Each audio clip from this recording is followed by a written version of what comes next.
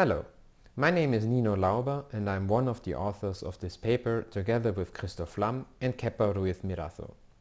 In this essay we review the state of affairs regarding the concept of metabolism and put forward a novel way of thinking about it. Our main aim is to promote further debate and research on the topic within the field of origins of life. On these lines, we want to go beyond a critical revision of already existing classical models of metabolism.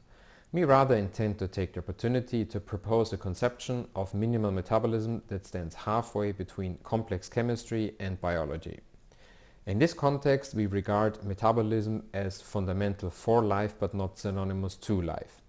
In other words, there could be metabolisms that remain infrabiological and might be considered as prebiotic, but nevertheless have features that distinguish them from a network of chemical reactions.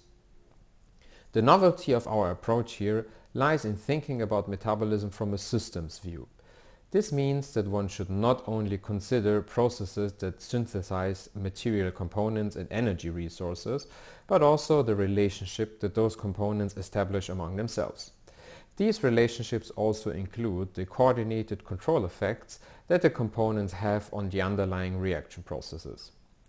We furthermore want to stress out that such a functional bootstrapping between synthetic processes and constraints involves an intrinsic irreducibility, meaning that one cannot break down metabolism to just one type of constraint which is coupled with some transformation processes.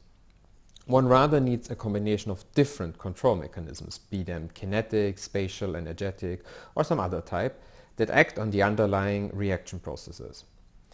This is something that previous models did not explore and could be critical for future approaches to the problem of origins of life.